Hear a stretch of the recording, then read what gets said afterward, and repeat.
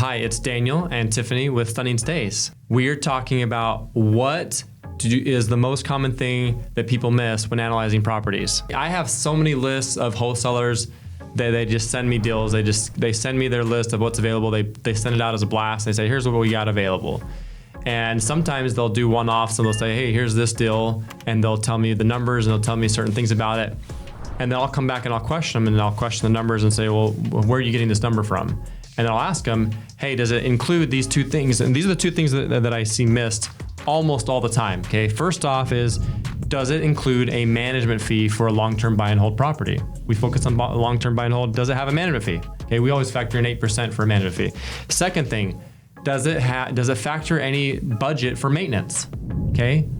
And half the time they don't have anything for maintenance and they don't have anything for a management fee. So they'll say, hey, cap rate is X, it's 6%, 7%, but they don't even have that factored in. So it's like, it ends up being whatever they're stating or claiming is the cap rate. It's actually 2 or 3 points below that when you actually factor in other fees. This is on top of course, you want to have your actual expenses of what the property tax is, what the insurance is, and what are other expenses of vacancy, right? Market vacancy, we usually, these days we run between 5 and 10% vacancy.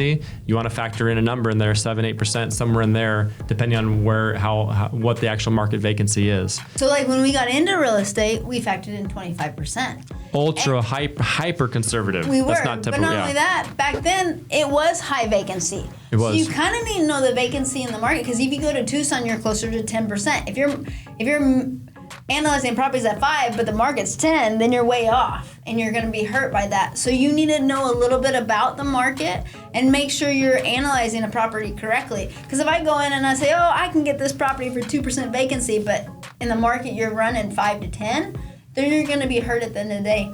I was on a group, and one guy said, hey, I got this property for $150,000, and this is the rent. He's like, is it a good deal? And I'm like, I need a lot more information about this property to figure out if it's a good deal. Because like you said, if you're not running maintenance, and depending on what year it was built, will determine the maintenance factor. Because if it's a brand new build, you might only need 5% in there.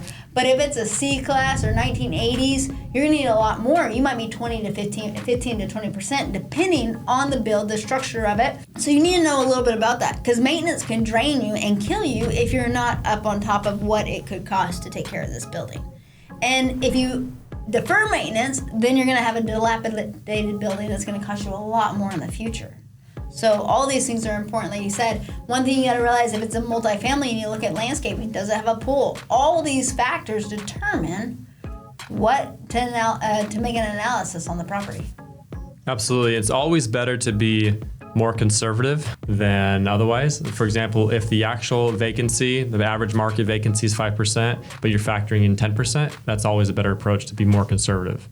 So what's interesting about it, we are very conservative. Also because, and when I'm dealing with the clients and things like that, we will never tell them to buy a property unless we buy it ourselves. And the reason being, if you look at Ryan Pineda, and there's another guy in Phoenix right now that have lost a lot of money over the market in the last little bit, because they bought properties thinking they would flip it or thinking that they'd get more rent.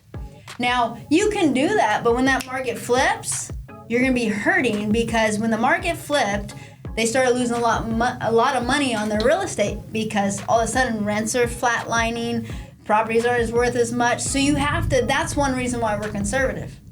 Because we want to make sure at the end of the day, we make money, the owners make money, it's a triple win. That is our core value, our mission statement. We want a triple win for everybody.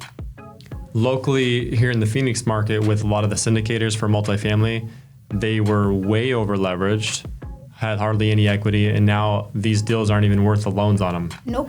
And they're upside down on them. So unfortunately, it's some of those people have been caught with the market turning, and with cap rates going up, values coming down, the prices coming down, and so they've lost a lot of equity, a lot of money with their clients and their syndications. It's unfortunate. It is very unfortunate, but that's why we've always been conservative. We've always felt that it's better to be conservative than over leveraged. Because at the end of the day, if anything goes sideways, you're going to lose money on that deal if you're over leveraged. Absolutely.